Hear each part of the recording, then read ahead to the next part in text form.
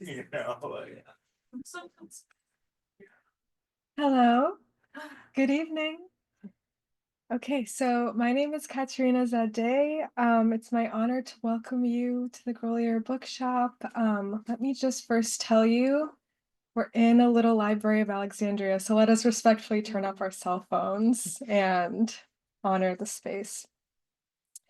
So it's my honor to commence this seance because I believe that when the poets start, the veil starts to thin, right? And it was Megan Pinto, one of the poets you'll hear tonight, that invited me to offer this introduction. When I think of Megan, I imagine her sitting in the warm, dim corner of a yellow house in Vermont, hands spread over the tarot, interpreting the mysteries. And to introduce the four of you feels like a comparably cosmological mystic task, right? So let me briefly invite the rest of you to conceive of this room as a planetarium of sorts, okay? These four poets shall be our four stars. And let's look at the constellation and ask ourselves, what is the shape of our constellation? I reach for your poems, for the images. Kiran tells me the constellation is a fossil of unrequited pleasure. Jen, a holy suit of gardenias. Megan says it's two swans diving into the center of a clear blue pool, but when I read Sebastian, I look at the constellation and see the face of a woman who I haven't seen in 10 years, who I used to kick the can with, who I have to introduce myself to once more. In the poem Earth-like, Megan writes, on the International Space Station, astronauts see 16 sunsets and 16 sunrises in one human day. Imagine the abundance. You could begin again. This is the gift these poets give us. They show us a new sunrise and sunset, and then send us off to begin again. To begin again, or to, like Kiran writes, imagine a non-linear lineage. Two, like Jen writes, fantasize about giving it all back. Or two, like Sebastian writes, feel weightless and free until I no longer feel cold. Okay, that concludes the guided part of your planetarium tour. Now, please sit back and enjoy the show, in which I will, to not burden you all with a very easy to remember list of residencies and colleges and impressive publications. We're gonna go one by one, okay? Because it's worth listening to, right? So our first poet is Jennifer Funk. Jennifer Funk has an abiding suspicion of how useful a bio like this will be in helping you to get a sense of her, but she understands the need for some context and her presence here tonight, and so feels obliged to mention that she is a graduate of the Warren Wilson MFA Program for Writers, and that her debut collection of poetry, Fantasy, Oh Loving the Fantasy, was published by Bull City Press in June 2023. By it might be more useful to know that she makes a mean Negroni, the Jen Groni, enjoys the movie Moonlight a great deal, and hopes to prove she could be described as having a lot of moxie. Let's welcome Jen.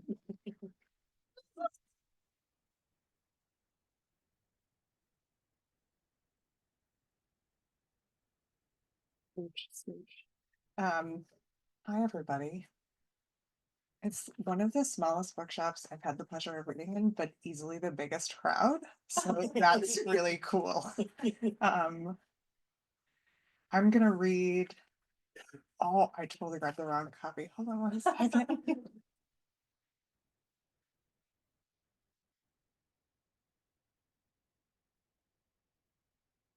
This is the battered reader's copy. You'll know her by her torn post-its. I'm gonna read 5 poems from the book, and then I'll read 2 new ones, and we'll call it an evening on me.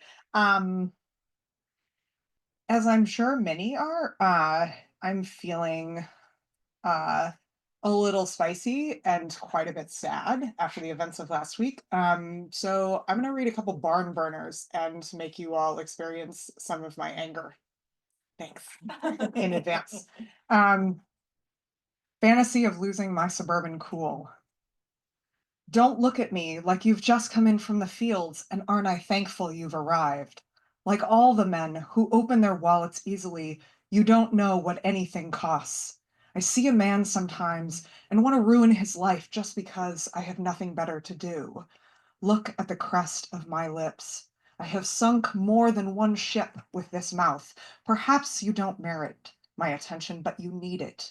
A good shake of the old snow globe.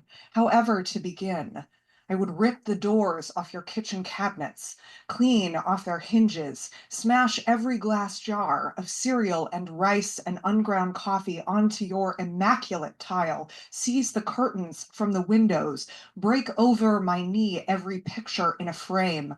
I would wrest open every window and ribbon every screen with your best butcher knife, so that when I make for the sports gears, the skis and poles and rackets and lacrosse sticks, I'd have a ready portal for them all. I'd stake each one into the emerald glory of your lawn, and with a box of matches, I'd swipe from your very own mantle. I'm no mere country mouse. I'd light the tip of every one on fire, and not for love, and just for sport. I'd sit across the street and toast my work as the sun slips down, and you can bet the sky tonight would be a riot of color in my honor.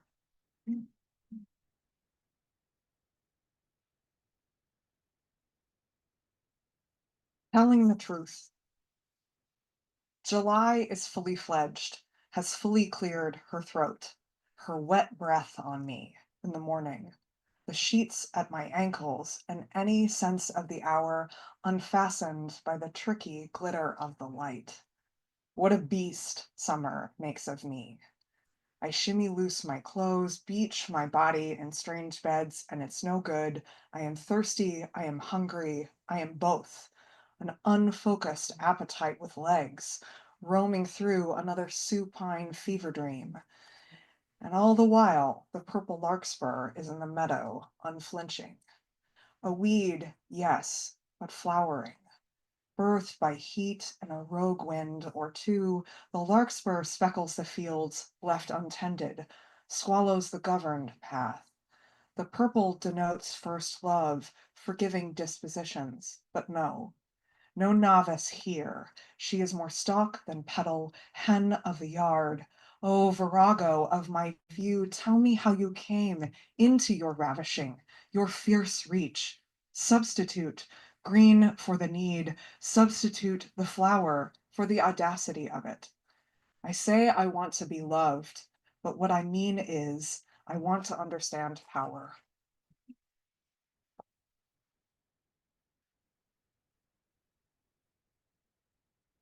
How different. He likes to pay, but he likes it too when I am loose. And while my wallet waits on the counter with the rest for the waiter to return, he plucks mine up, brandishes my license. He cannot get enough of this magic trick. Look how different she looks. Isn't it crazy? My friend and his wife, fully bellied and content, smile as my boyfriend pulls it back, staring at it, staring at me. He has only known me short-haired and winsome, but here I am, preserved. Dirty hair and a jaw that could cut glass. He asks aloud again, what is it that makes you seem so different now? I can't quite. I cut my hair and I gained 30 pounds and I left California and the man holding my purse while I took that picture, holding my hand before that, in line, always holding me too close. It hurt, but then everything hurt then. And he, this man now, who only knows me full and softer to the touch, can't know what I burned down, what I built up to be here. There is no easy song for it, nothing for a dinner table, but he is human to wonder. I understand. It's not unkindness that makes him ask. He doesn't know. This woman under plastic, crowned with a bear of the Golden State and backdropped in blue, wide-eyed, starving. He drapes his arm over my shoulder that holds him up and tells me and all our friends he thinks I look happier now.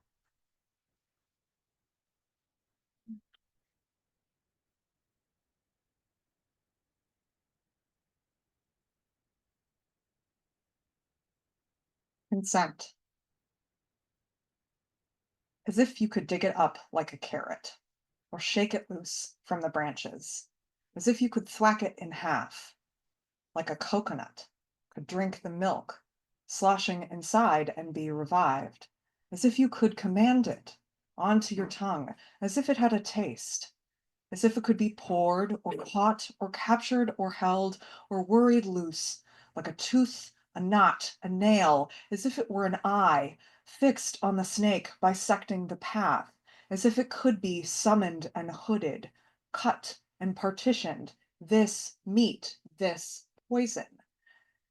Many times there was only the bright smell of gin on my mouth and the butterscotch glow of stupid I must have been haloed in the sudden seizure of my bitter orange and juniper tongue desire. Yes, also urgency. But I could be caught, I could be lightning, directed, flash, inanimate. Out beyond these walls, a ferocious wind makes love to the trees in a yard, pine needles scattering all over the green, green ground. I want to say I never assented to any role I was not fully certain I could sell, but I too am susceptible to the suspicion I should be dumb and grateful, like a cow or a potted plant.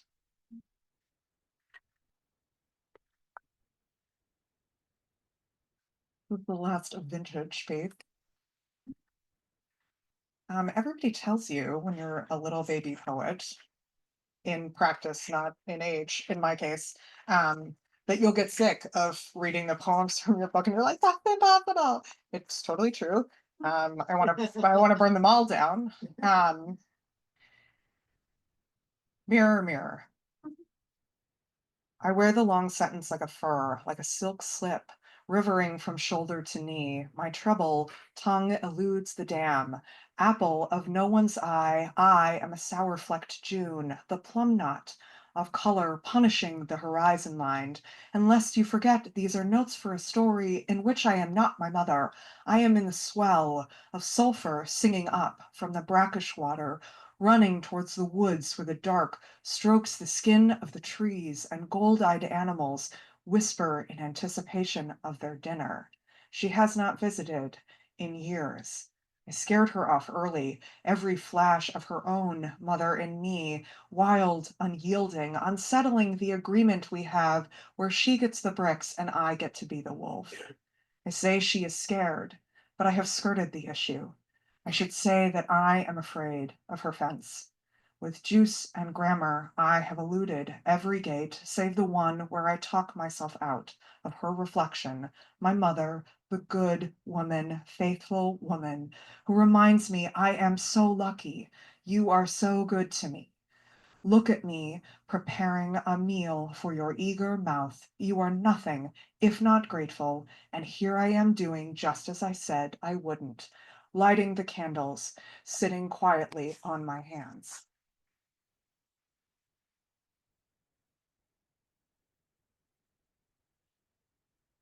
Um, Trying to get better about like reading new work in new places. It's how I figure out what's happening.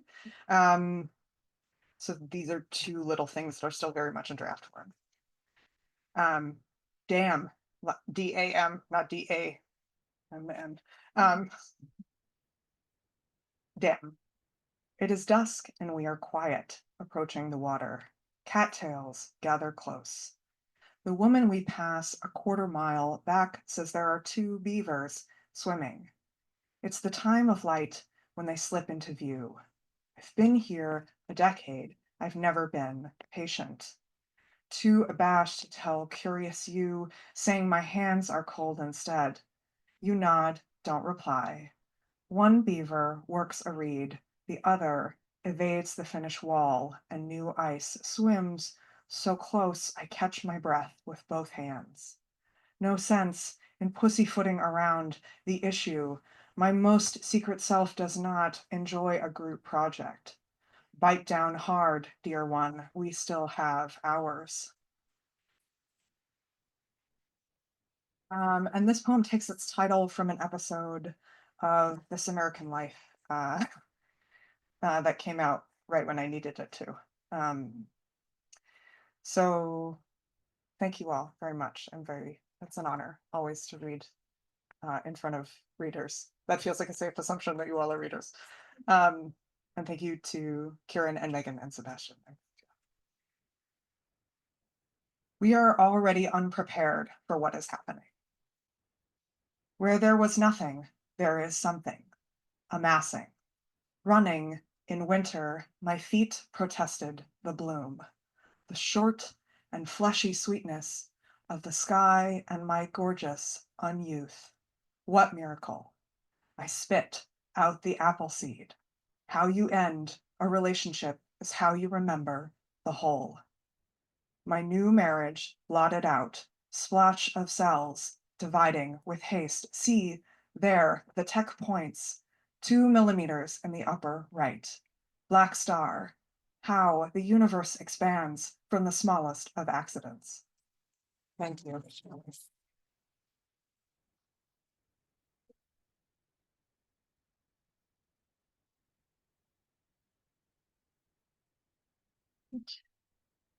Okay, next we're going to hear poems from Kiran Bath.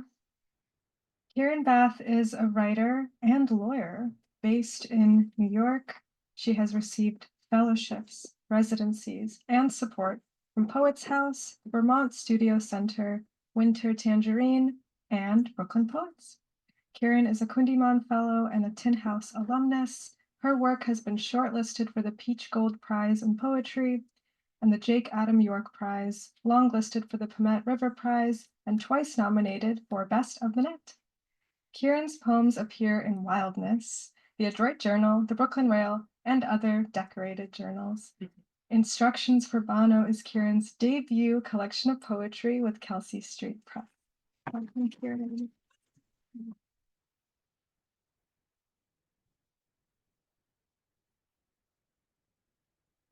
Katia, that was beautiful, Jen. And thanks everyone for being here.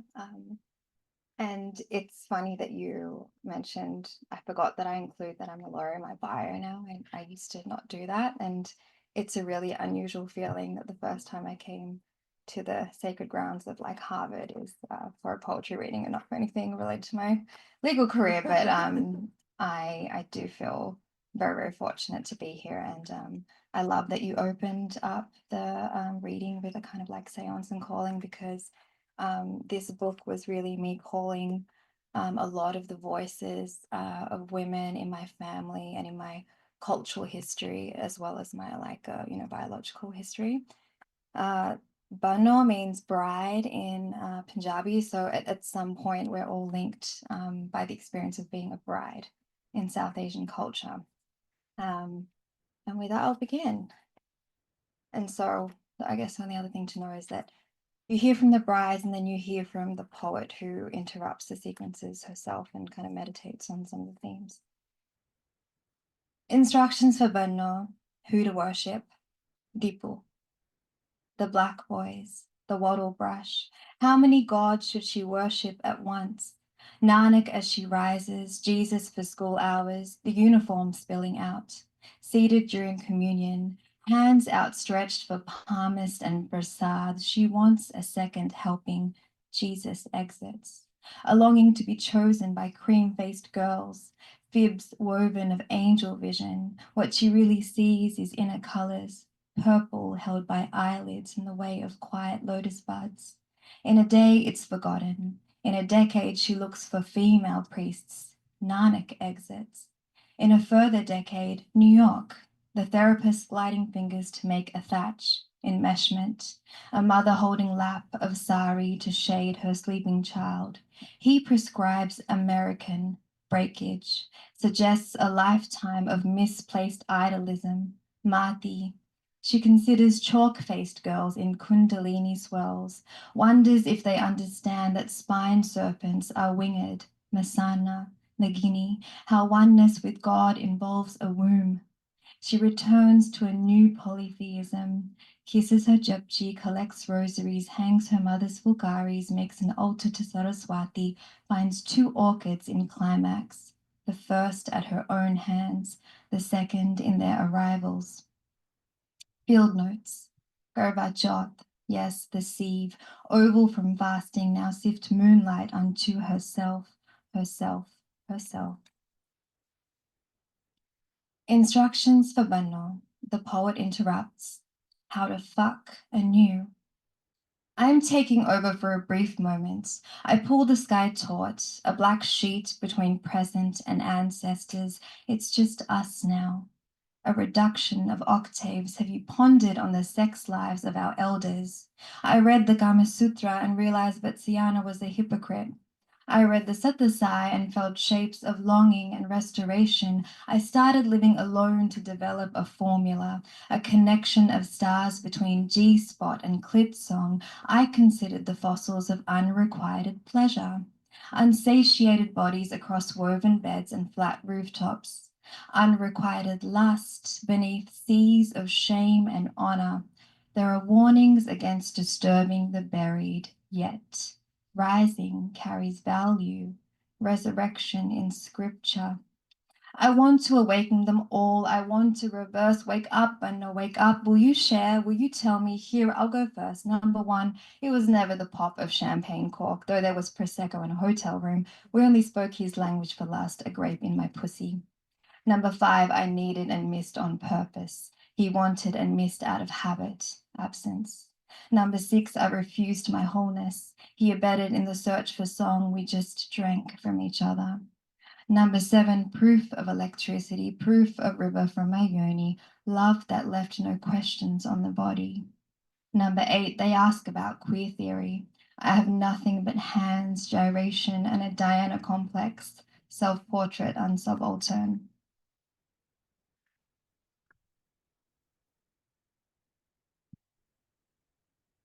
Just one little tiny piece of context for this one. Mena chungi means I'll dance. Instructions for Banno.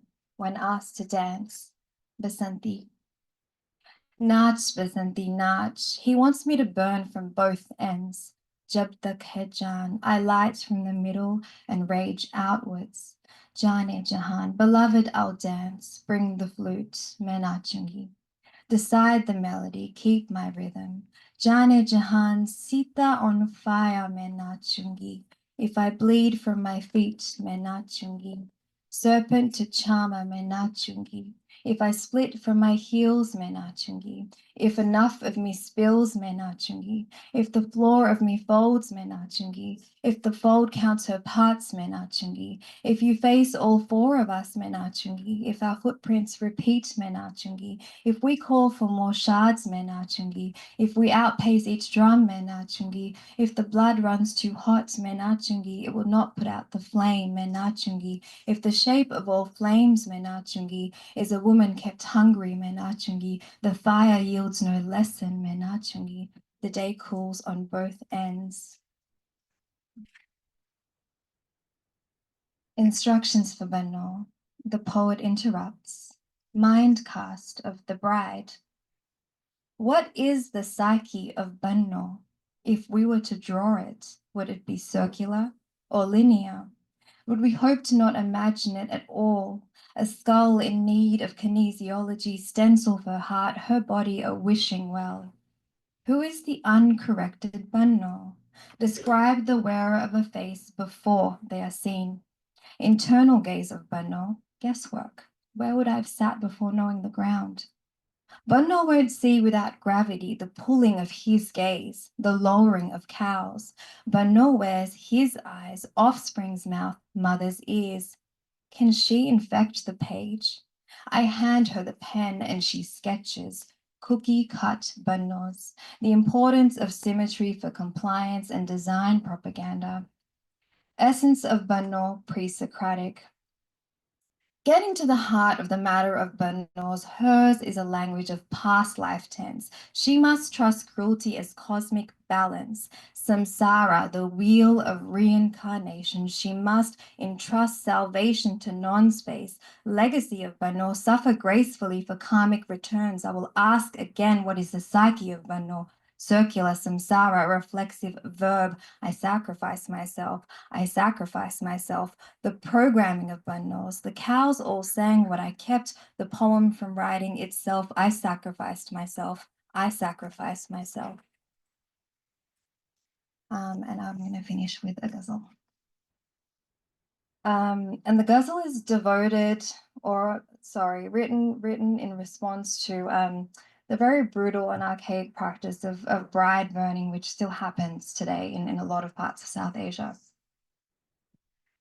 Ghazal with the wedding 3 nights away, the poet to Kabir, to immolation. Trust that heirlooms time travel on wrists. Learn us the era of bangles that sang as our mothers danced the bells off of gold. Remember the earlobes stretched and split, the decades your grand aunt grasped and wept. Heavy is the language of wounded gold. Pierced and adorned in the fashion of dowry debts, they forged holes in our bodies, marked their trade routes for gold. Should a daughter ever bloom from this womb, Mererabba, what law will she inherit on the terms of gold? Enter the red-veiled brides in my dreams. They tend their necks, instruct me to collect my gold. Limbs find cover before the charade begins. A rain of wedding garlands fall as nooses of gold. Jasmines are never wasted. Somewhere a girl blazes a fit prophecy if she's not worth her throat in gold. Oh, flames, will you kiss before you sear? Oh, Kabir, will you let us hear as we burn, cry couplets with a tongue that turns us to gold? Soft spent air spent, I dare saints to ascend the afterlife scales. Do they hope to balance or exceed the gold? Kiran, return as Tropic of Capricorn. Join the brides as a hemisphere of sunlight. Let this be all we ever know of gold. Okay.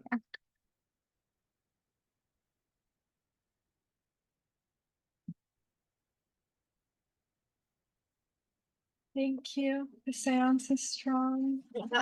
Whales swimming even further. Let's break it open. Okay. Megan Pinto is the author of Saints of Little Faith, her debut collection, just out from Four-Way Books. Many Four-Way Books in this room.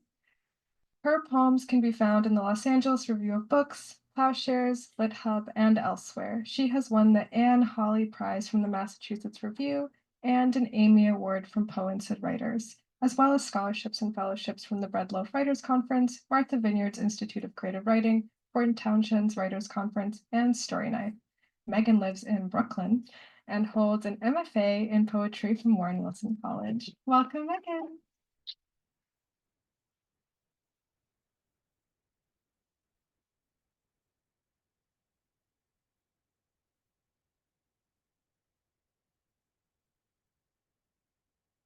Anonymous city. Little fire, small flame. He tugs at the belt loop of my jeans. We let our bodies sway. I live in a dining room above a busy street, a naked bulb dangling over me, my futon, my mismatched sheets. I am love's reckless student. I take copious notes. Listening to my roommate and her boyfriend fuck, I would open my window if I had one. But in a hotel bar beneath my hotel room, I could be anyone. I say things to my bartender like, "You missed me," and we laugh and take shots. In hotels, I rest soundly, eating prepackaged snacks, drinking small bottles of wine. All my life, I wanted to be close. Closeness, a dance the Hudson makes with the shore. I waitress at a seaside cafe, the kind where my manager applies more blush to my face, sharpens a red pencil for my smile. When I left home, wanting only nights where the night didn't end, to pass among bodies in the dark, to feel the love of sleepless hands. It's 4 a.m. on the Q train when a man shows me his dick. The cover of night is sleep. To be awake is to be seen. I ball my fists into my chest. Oh, my heart, my dove, who will love you forever as you are. Thank you all for being here. Thank you, Katya, for those beautiful introductions. Jen, Sebastian, Kiran, and James, thank you for being the best person to email with, and thank you for all your help. It's so cool to see people show up for poetry. I think it's like the most heartwarming feeling ever. This is my debut, Saints of Little Faith. And when I first started writing the book, I thought I wanted to write about my experience of God, but that's quite abstract.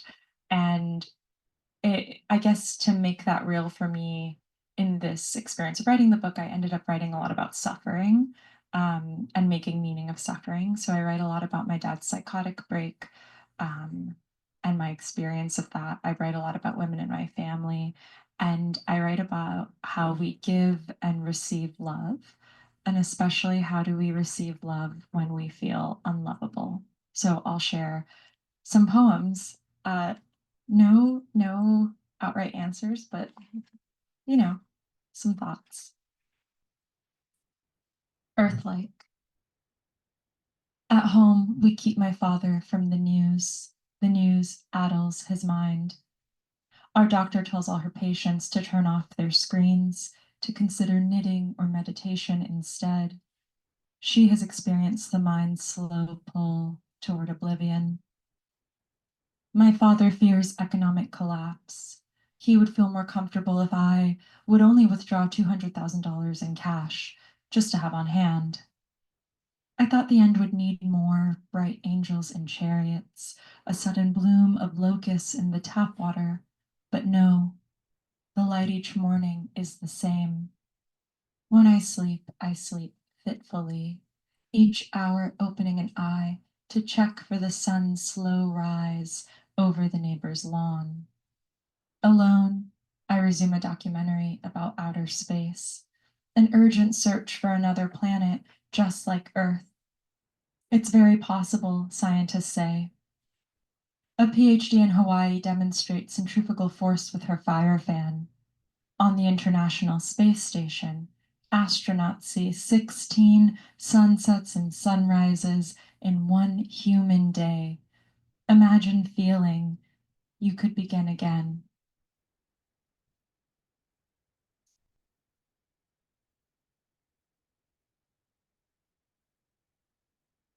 Original sin. In high school, I made out with a boy who said I smelled like curry. In the woods, behind the baseball field, his hands undid my bra. We leaned against the fence. Afterward, I would sit in algebra and run my fingers over my calves, where thorns scratched. Sometimes I found blood. Sometimes I pressed my sternum to my desk so hard I couldn't breathe. Math willed me into logic, but I wanted intensity. I thought sorrow could transform me. My mother left her mother to move to North Carolina because she married my father. She wanted to change her life. I wanted to be an actor because I wanted to exist.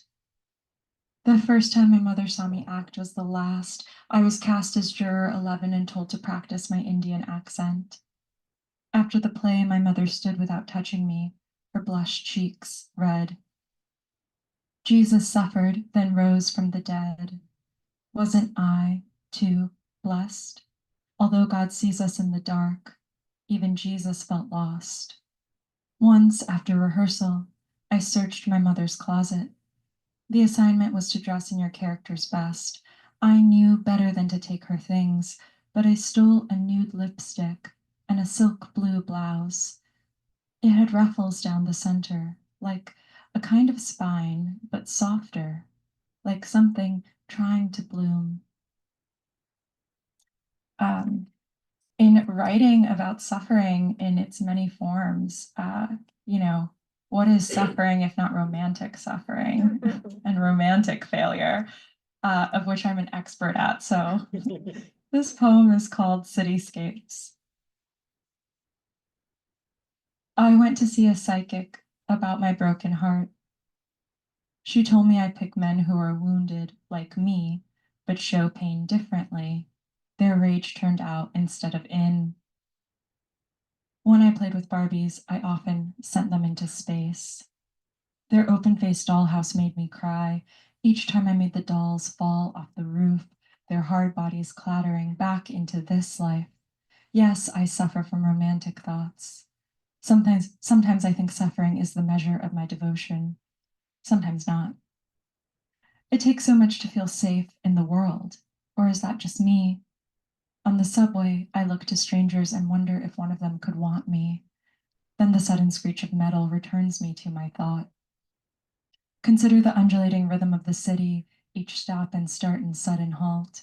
Consider the way light breaks across the East River at dusk, where love does not so much come to me as move through me. So in writing this book and in writing about suffering, it was like, I was pointed out to me there's a lot of crisis in the book. I should balance that. And so I wrote a lot about, I look to nature. But in writing the book and sort of moving through my 20s and into my 30s, I also learned that one of the great healers and teachers of love in my life has been friendship. So this last poem I'll read, I actually wrote after returning from a summer at Bread Loaf, of which there are many of my Bread Loaf besties here.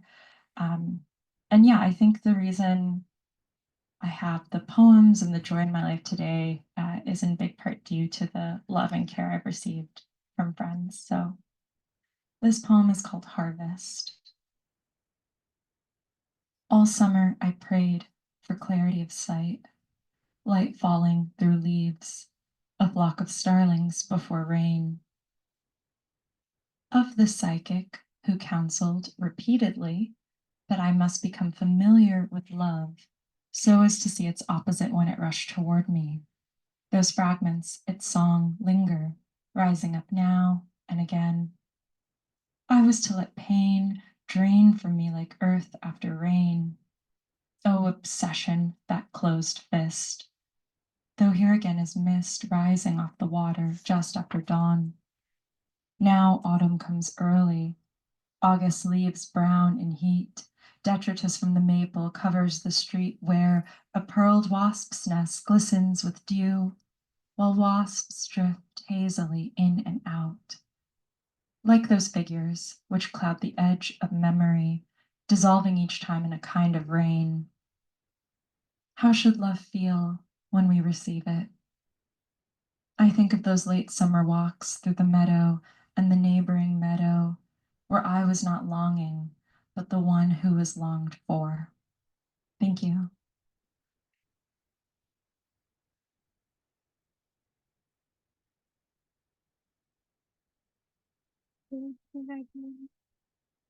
Self-hypnosis. Okay, it's time to go, but not before. Sebastian Merrill is a yoga instructor and the author of Ghost Seeds, selected by Kimiko Han as the winner of the 2022 X.J. Kennedy Poetry Prize from Texas Review Press. Winner of the 2024 Stonewall Honor Book Award from the American Library Association, selected by Ellen Doré Watson as the winner of the 2022 Levis Prize for Poetry from Friends of Writers, and selected for the 2024 Mass Book Awards Poetry Long List from the Massachusetts Center from the Bug. He holds an MFA in poetry from Warren Wilson College and a BA from Wellesley College. Close this out.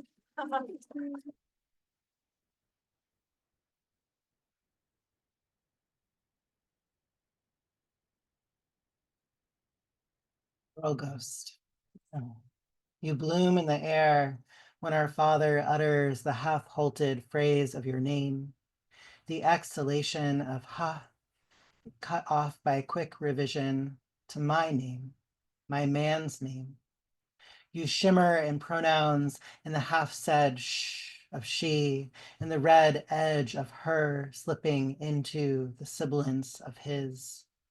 When our father calls me sweetie or honey, it's not me he calls to, it's you. You, myself. You, my lost. You, my ghost. Thank you so much for coming out for poetry. Thank you to Katya, Jen, Megan, Kiran. Such a gift and an honor to read with you tonight in this amazing hallowed space of poetry.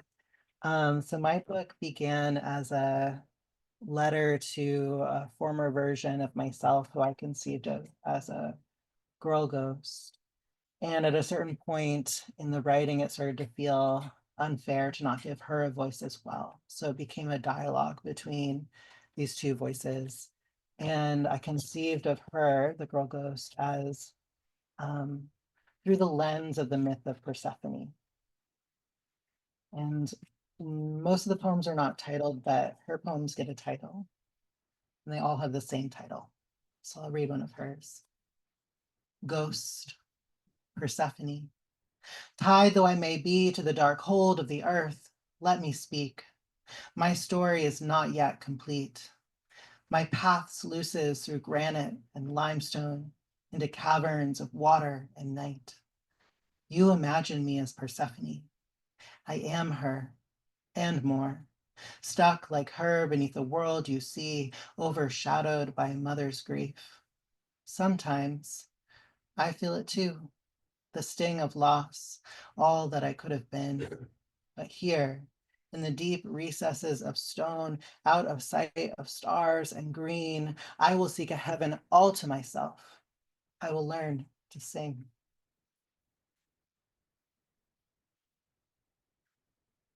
Much of this book takes place on the Maine coastline, so we'll go there. I wake up before dawn, launch my kayak with the sun, paddle out along the island's windward side. The cliffs glow rosy in the early light. I survey the coast, the wall of seemingly impenetrable rock, searching for the dark aperture of the sea cave I found last summer. I hear it first, the seas surge through the narrow opening. The tide is right, my boat slim enough to fit, so I surf in on the swell through the black mouth into a cavern of glistening stone. The sea swirls around me, echoes. Light filters in, illuminates the vast space. Overhead, a rustle of bats. And in between space, the surprise of air within the press of earth and water. Across from the entrance, the curve of stone squeezes into a dark tunnel. If I could follow this river into the earth, would it lead me to you, your underworld? I back paddle away from the clothes, too tight to fit even my narrow hull. The air sucks in and out, a giant's breath.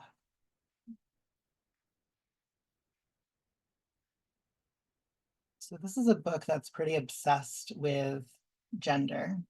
And I think of this book as comprised of kind of three categories of poems. There's the poems that are written in the voice of the trans mass speaker.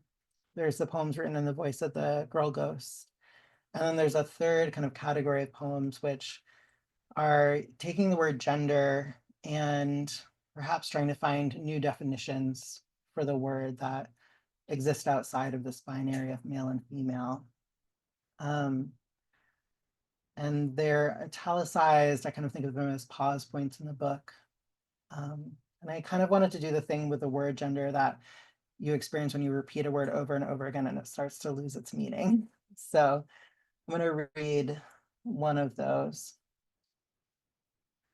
Gender, seeds. Gender, frame. Gender, scene. Gender, play. Gender, power. Gender, chest. Gender, drag. Gender, lash. Gender, nail. Gender, teeth. Gender, edge. gender bomb, gender flight, gender tease. This gender is not your home. Gender needle, gender pill, gender knife.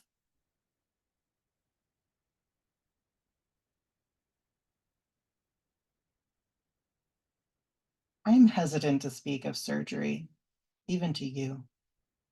This one change. I had ceased to be you even before I submitted to the surgeon's knife. There was no one moment of separation. Instead, many. My nascent becoming, the needle, the knife, later, our legal division. I hid the documentation in the top drawer of my dresser, buried beneath a book of stamps, a butt plug, our grandfather's ring, some old letters. I built a fence in my mind around the lost sound of your name. Years later, while watching a movie, a friend asked, "Does it feel strange that the main character has your dead name?" I hadn't even noticed. It was as if you had disappeared. You weren't there. And then, as bees from a hive, a swarm of sting and honey, you emerged.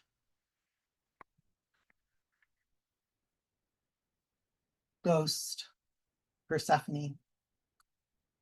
You and I both know Persephone was just a person trapped in the amber of one greedy mistake.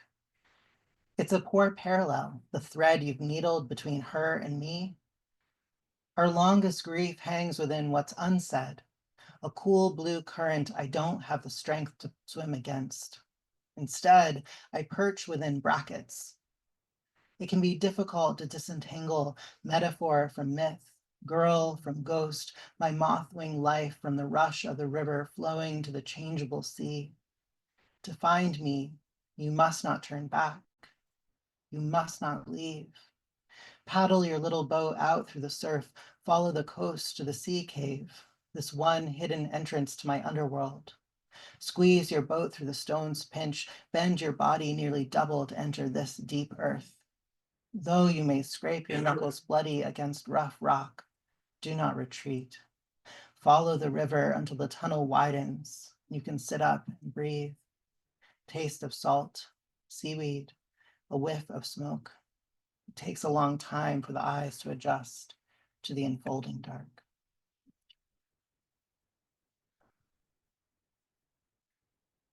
So this book is very much about this relationship between these two voices. And pretty late in the writing process, I realized that our, perhaps we could think of him as our main speaker, needed to go into the underworld to meet his ghost. And so I'm going to close with taking us there. I have two more poems. Full moon night. Sleep is impossible in the bright lunar light. The ocean glimmers, an invitation. No lantern needed. I follow my choreography of life vest, kayak, paddle. No birds sing the slate, no songs I cannot translate. I crest over the waves toward the horizon. With each paddle stroke, the water glows. Bioluminescent plankton create blue swirls of sparkling light. Twin whispers of moon and sea pull me on a simple line to the sea cave, entrance to your world. My heart, dead weight, warning me to turn around. I do not listen. Instead, I flow through the booming entrance, turn my back on the prophet moon.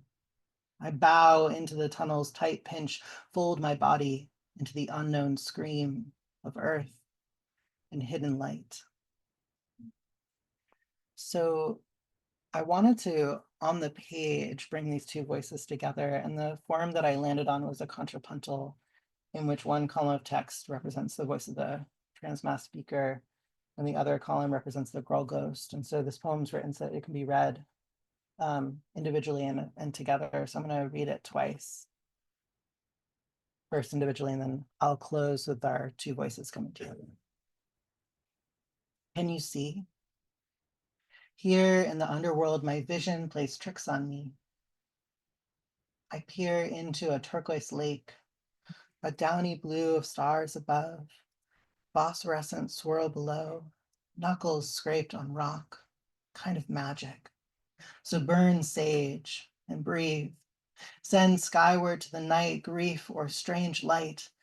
See only you, my ghost, my sister, reflection of my past. You call to me as time collapses into our one body, alive in an obad of the animal, starlet, thorncott, a fracturing of the poet or a mirror smashed into shards of hidden witness, a story out of history.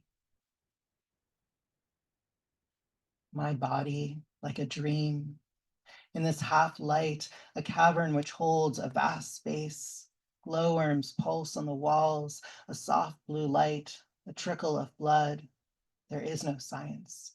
Burn cedar, in the flame a prayer through rock like a door into a mirror.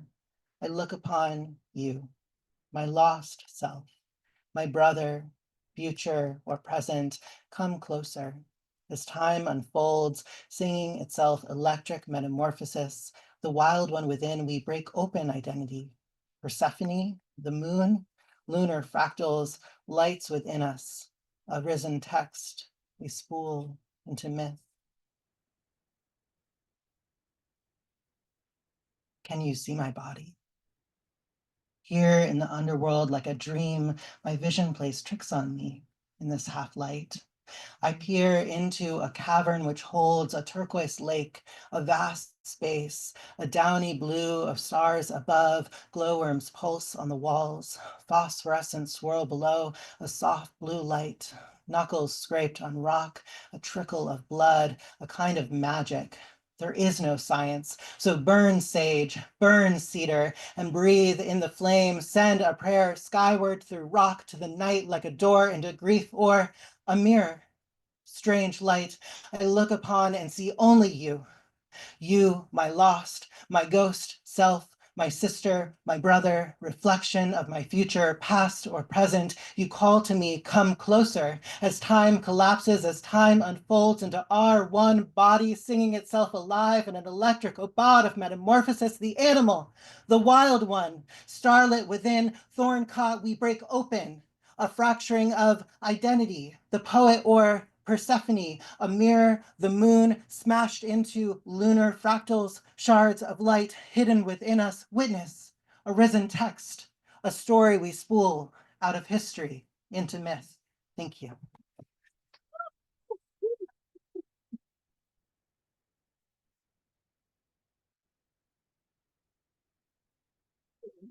Thank you all for joining us this evening. Let's give the poets another round of applause. We have some books for sale. Poets will be signing books. Thank you all for coming. If you could all please put your chairs up against one of the walls, that'd be very helpful. Thank you.